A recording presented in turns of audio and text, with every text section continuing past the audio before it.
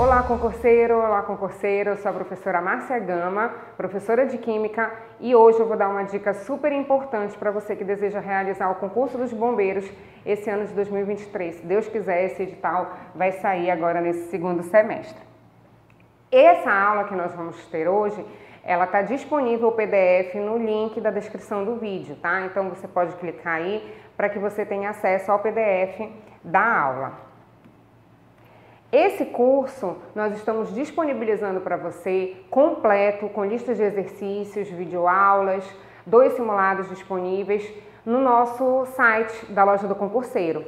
Você também pode garantir esse PDF, você pode garantir essas aulas também mandando mensagem aqui no WhatsApp, nesse número, tá legal? Se você quiser tirar dúvidas, fazer algumas outras perguntas com relação ao nosso curso, você pode entrar em contato. Ou então tem todas as informações também no site www.lojadoconcurseiro.com.br, tá bom? Esse daqui é o nosso curso pré-edital, né? Então nós estamos aí nos baseando nas provas anteriores para que você já saia aí na frente, já dê um primeiro passo rumo à sua aprovação para esse concurso, tá legal?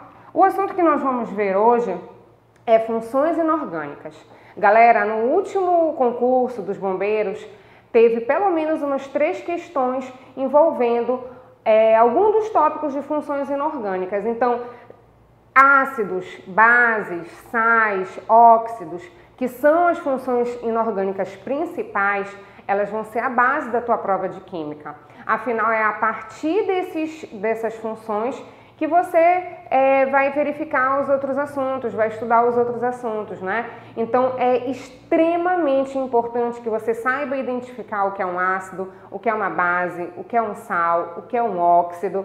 É extremamente importante você saber dar a nomenclatura desses compostos, saber o caráter deles, saber a força deles, né? Se é um ácido forte, se é um ácido fraco, uma base forte, uma base fraca. E hoje, a minha dica para você é essa. É saber as informações mais importantes com relação às funções ácido e base, que são as 2 funções principais que costumam ser cobradas a nível de prova de concursos, tá ok? Então vamos começar falando aqui sobre os ácidos. Lembrando que existem 3 teorias para as funções inorgânicas para os ácidos e bases. A teoria de Arrhenius, Bronsted-Lowry e Lewis. Hoje nós vamos falar especificamente sobre a teoria de Arrhenius, a primeira teoria, né? Então, Arrhenius, ele foi um cientista que ele fez a sua teoria baseada nas suas observações. Então, é uma teoria que ela é bem antiga, foi um dos primeiros cientistas a falar sobre o que seria um ácido, o que seria uma base, o comportamento dessas substâncias, como elas são classificadas. E ele se baseava muito nas questões organolépticas, né? Então, hoje em dia, nós temos as teorias modernas de ácidos e bases, que vêm contra um pouquinho esse conceito do Arrhenius, mas que não deixa de estar certo, tá bom? Então, segundo Arrhenius, toda substância classificada como ácida eram substâncias que, ao serem dissolvidas, ao serem misturadas em água, elas sofriam um processo de ionização, né? Onde esse processo de ionização, ele determinava um íon, um H+. Então, para Arrhenius, uma substância em solução aquosa, né, misturada em água, que produzia como único cátion H+, era classificada como um ácido, tudo bem? Então, nós temos aqui alguns exemplos, tá? Nós temos aqui alguns exemplos de ácidos. Uma observação importante, um ácido, ele tem que ter o H. Então, às vezes, em algumas questões, a única coisa que ele pede é que, dentre as alternativas, você indique qual é a substância classificada como ácido, qual é a substância classificada como base. Então, pode ser que ele nem te peça com relação à força, né, com relação à classificação, ele só quer que você saiba identificar se é um ácido ou se é uma base.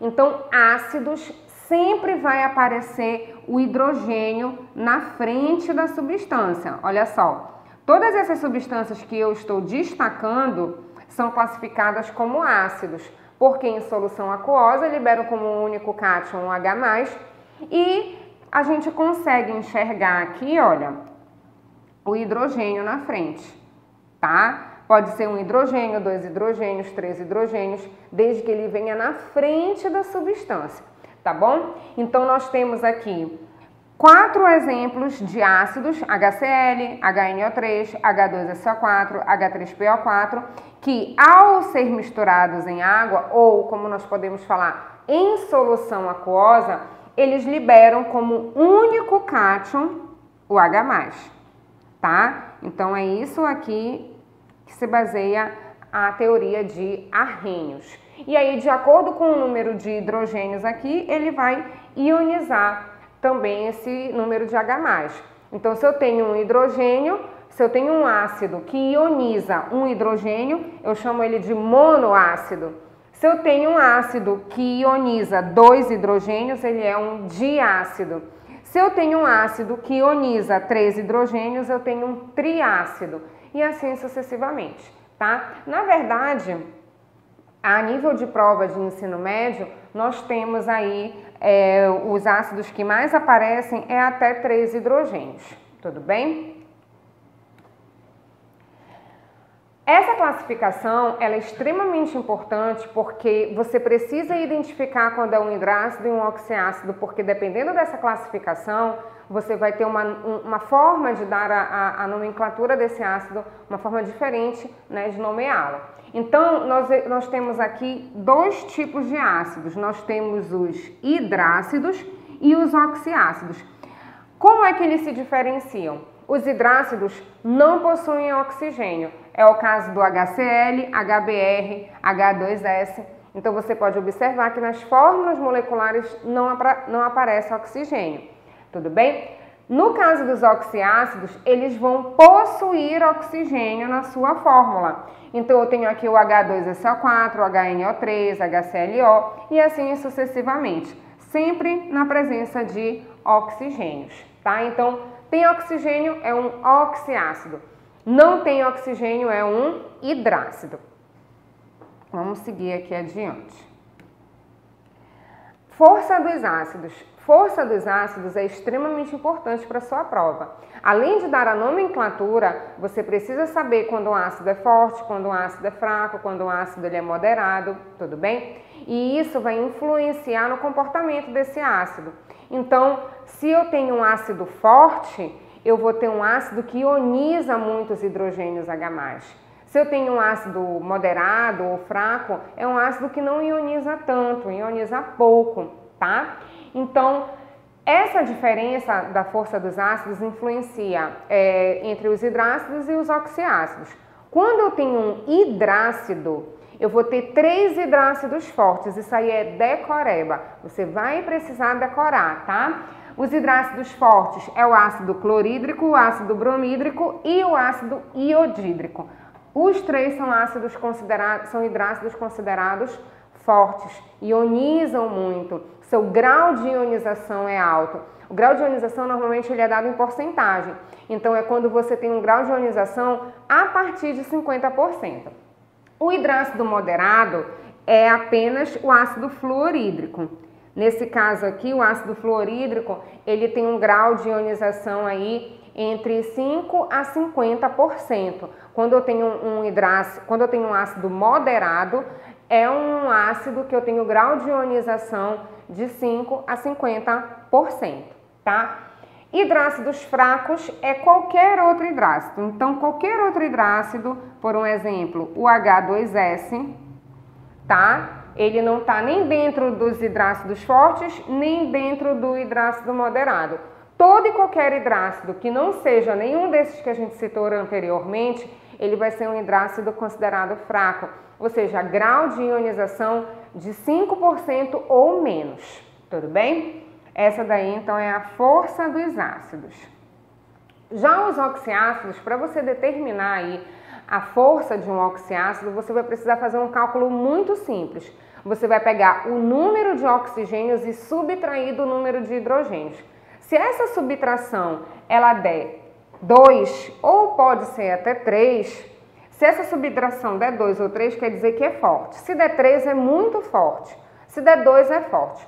Se essa subtração der 1, quer dizer que esse oxiácido é moderado. E se essa subtração der 0, quer dizer que ele é um oxiácido fraco. Existe uma exceção a essa regra, que é o ácido carbônico. O ácido carbônico, H2CO3, se a gente for fazer a subtração, 3 menos 2 é igual a 1.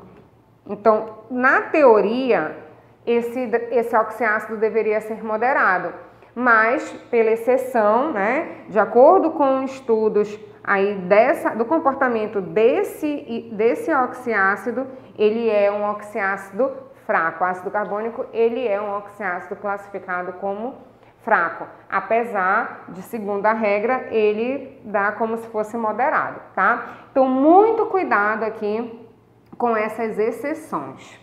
Aqui eu coloquei 3 exemplos para a gente determinar a força, né, desses oxiácidos. Como eu falei para vocês vão pegar o número de oxigênios e subtrair do número de hidrogênios. Então, aqui eu tenho, para esse primeiro oxiácido, eu tenho um oxigênio e um hidrogênio. Nas fórmulas moleculares, o 1 ele nunca aparece.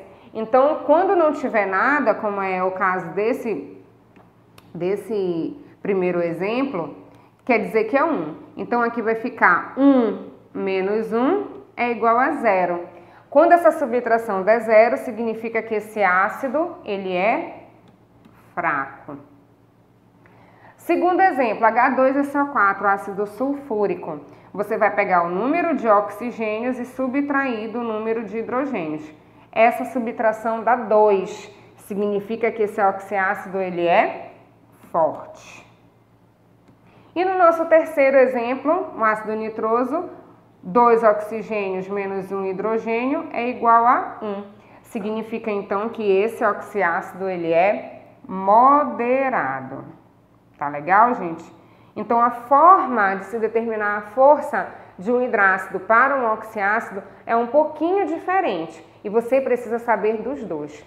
De todas as classificações que nós temos para ácidos, a gente não vai falar de todas aqui, é um assunto um pouco extenso, mas de todas as classificações, a força dos ácidos ela é extremamente importante para as provas que cobram esse tipo de assunto no seu conteúdo programático. Saber determinar a força de um ácido, de um hidrácido e de um oxiácido. Tá legal? Agora nós vamos falar das bases. Falamos um pouquinho dos ácidos, agora vamos falar um pouquinho das bases. É um conceito importante voltado para a teoria de Arrhenius. Bases, segundo Arrhenius, eram todas as substâncias que, misturadas em água, elas liberavam como único ânion o OH-, a hidroxila, né? Então, esse íon OH- é o íon que se chama hidroxila. Em alguns livros você encontra também como oxidrila, essa nomenclatura, mas é um pouco em desuso, já entrou um pouco em desuso essa nomenclatura, é mais conhecida como hidroxila, tudo bem? E aí nós temos então, quando uma substância misturada em água, ou seja, em solução aquosa, ela libera como único ânion a hidroxila, o OH-, então essa substância ela vai ser classificada como base. Essa teoria de Arrhenius, ela acabou se tornando um pouco ultrapassada, porque toda a teoria dele é embasada em substâncias misturadas em água. Só que quando essa substância não estiver misturada em água, como é que ela vai poder ser classificada? Né? Então veio aí já a teoria de Brocellori e a teoria de Lewis para explicar como que podemos classificar determinadas substâncias entre ácidos e bases, por um exemplo, sem estar misturado em água, sem estar na presença de água, tá? Então, o Arrhenius, a sua teoria ela é voltada, baseada nessa observação, tudo bem? E aí você percebe que uma substância classificada como básica, ela vai ter a presença do OH- sempre no final da fórmula molecular. Você pode ter uma hidroxila, você pode ter 2 hidroxilas, você pode ter 3 hidroxilas. Então, você tem a presença da hidroxila no final da fórmula molecular, você tem uma substância classificada como básica, tudo bem? E é essa hidroxila que vai ser liberada aqui. Se você, na fórmula molecular, tem uma hidroxila só, então você libera uma hidroxila. Se tiver duas hidroxilas, você vai liberar as duas hidroxilas. Se tiver 3 hidroxilas, libera 3 hidroxilas aqui. Tudo bem? E aí você vai conseguir determinar a partir das substâncias que ele vai estipular lá para você, certo?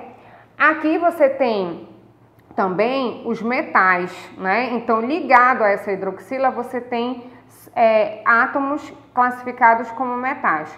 Metais ligados com ametais, como é o caso do oxigênio, e ligado ao hidrogênio, você tem aí um tipo de ligação, que é ligação iônica. Então, nós dizemos que as bases, elas são substâncias que sofrem dissociação iônica, elas se separam, diferentemente dos ácidos que sofrem ionização. E essas palavrinhas, elas são extremamente importantes, porque dependendo da prova que você for realizar, dependendo da banca, eles gostam de brincar com essas palavrinhas para confundir o aluno. Então, por um exemplo, ele pode dizer: ácido é toda substância que sofre dissociação. Isso daí está errado.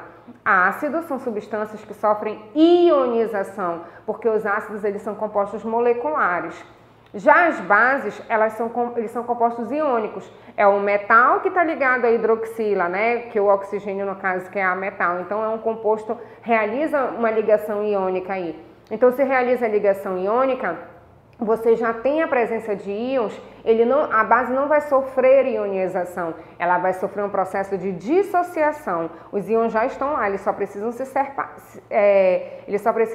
ser separados, né? Então, é isso que acontece aqui nessa reação de dissociação iônica, tá? Então, bases dissociam, ácidos ionizam, ok?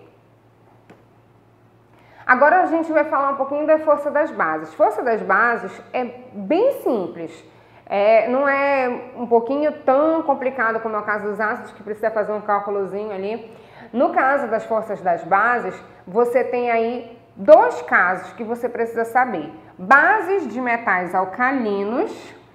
O que são metais alcalinos? Metais alcalinos são elementos que se encontram na família 1A da tabela periódica, ou que nós podemos chamar grupo 1 da tabela periódica. O nome dessa família são metais alcalinos, tá? E quando você tem esses elementos ligados à hidroxila, como eu coloquei aqui no exemplo, o NaOH, o KOH, o Na, que é o sódio, o K, que é o potássio, Li, que é o lítio, tá? Esses são elementos químicos que estão na família 1A da tabela periódica. No caso, os metais alcalinos. Quando esses elementos eles estiverem ligados à hidroxila, você vai ter uma base classificada como forte e solúvel, tá? Tudo bem? Quando você tem aí bases de metais alcalinos terrosos, metais alcalinos terrosos são elementos químicos que estão na família 2A, ou que nós podemos chamar grupo 2 da tabela periódica. Esses elementos, quando estão ligados à hidroxila, eles vão ser classificados como parcialmente solúveis, tá? E eles vão ser classificados como fortes, com exceção do hidróxido de magnésio. O hidróxido de magnésio, ele é uma base, o magnésio, né, o Mg, ele é uma base, é um elemento químico que está na família 2A, mas quando ele se liga à hidroxila, quando ele forma essa base ela é classificada como fraca, tá? Ela não sofre uma dissociação completa, né? Então, por conta disso, é uma base classificada como fraca. E ela também vai ser parcialmente solúvel. Então, as bases fortes são aquelas bases em que ligado à hidroxila tem um elemento da família 1A e elemento químico da família 2A, com exceção do magnésio. Tudo bem? E aí nós vamos ter aí bases classificadas como bases fortes. E base da família 1A solúvel, 2A parcialmente solúvel em água. Tudo bem? Então, essa daí vai ser a força das bases que você precisa saber. Toda e qualquer base que não tiver dentro desses dois casos que nós falamos, vão ser bases classificadas como fracas, tá? Então, nós podemos ter, por um exemplo, o hidróxido de zinco. O zinco ele é um elemento químico que não está na família 2A nem na família 1A da tabela periódica. Então, é uma base classificada como fraca. Eu posso ter o hidróxido de alumínio, né? Conhecido aí comumente pelo leite de magnésia, que a gente utiliza para diminuir a acidez estomacal. Ele também é uma base classificada como fraca. O alumínio ele não está na família 1A nem na família 2A da tabela periódica, ele está na família 3A da tabela periódica. Então, não é uma base forte. Tá legal? Então, essa daí é a regrinha para a força das bases. Vamos ver como que caiu esse assunto no último concurso dos bombeiros que teve aqui no estado do Pará. Uma ação conjunta entre a Polícia Civil e o Corpo de Bombeiros Militar isolou e desativou um laboratório clandestino subterrâneo de drogas. No local foram encontrados diversos tipos de matérias-primas e drogas recém-sintetizadas. Dentre as inúmeras substâncias encontradas, 3 delas estavam em frascos originais lacrados e continham um ácido forte. Prestem bem atenção, olha só. Tinha um ácido forte, uma base fraca e um sal de caráter básico. A única alternativa que expressa a correspondência das 3 substâncias mencionadas e suas fórmulas químicas respectivamente é. Então, galera, eles queriam, né, no caso, que vocês assinalassem a alternativa ácido forte, base fraca e um sal de caráter básico. Nessa prova, como eu comentei anteriormente, caiu pelo menos 3 questões envolvendo as funções inorgânicas. E, se eu não me engano, 2 envolviam a questão da força dos ácidos e das bases, tá? Vamos fazer aqui uma análise, então. Primeiro, a gente precisa aí de um ácido forte, né? O que foi que eu falei para vocês? Nos ácidos fortes, a gente pode ter um hidrácido. Nós podemos ter um hidrácido. Ou nós podemos ter um oxiácido, tá? Quem são os hidrácidos fortes? HCl, HBr e HI. Vou lá para as alternativas. Na letra B eu tenho o HBr, tá? Na letra E eu tenho o HCN. HCN é ácido cianídrico, ele é um hidrácido, mas ele não é nenhum desses 3 aqui. Então eu já sei que não pode ser a letra E, tá? Se ele for um oxiácido, eu tenho que pegar o número de oxigênios e subtrair do número de hidrogênios. Para ele ser forte, essa subtração ela tem que dar 2. Se der 3, ele vai ser muito forte. Como aqui ele fala em ácido forte, então a gente vai procurar esse que dá 2, o resultado. 3 menos 2 é 1, então não pode ser a letra A. 4 menos 1 é 3, é muito forte, então não pode ser a letra C. E na letra D, 1 menos 1 é igual a 0, então também não pode ser a letra D. A gente fica aí com a letra B. Então, só pela força do ácido, você já conquistava aí essa questão, já conseguia acertar essa questão. Mas vamos olhar a outra substância. Ele queria também uma base fraca, né? Olha aqui o que nós temos, hidróxido de alumínio. O alumínio, ele é um elemento químico da família 3A, da tabela periódica, né? Então, ele não é um metal alcalino, nem um metal alcalino terroso. De fato, ele é uma base fraca. E aqui nós temos o carbonato, o bicarbonato de sódio. A gente vai aprender, você que vai garantir o nosso pacote de aulas lá no site da Loja do Concurseiro, nós vamos ter aí as aulas sobre o caráter dos sais. Então, é extremamente importante que você saiba também quando é um sal ácido, quando é um sal básico. E a partir dessa relação, você saber classificá-lo, tudo bem? Então, esse sal, ele é um sal classificado como um sal básico, porque ele é formado por uma base forte e um ácido fraco. Então, quando você tem um ácido fraco reagindo com uma base forte, ácido reagindo com base, origina sal e água. Se eu faço uma reação de ácido fraco com base forte, o meu sal, ele vai ser básico. Tudo bem? Então, a alternativa correta aí, letra B de bola. Essa foi a dica que eu trouxe para vocês hoje. Eu espero ter ajudado vocês para que vocês consigam garantir aí uma vaga no futuro. Obrigada!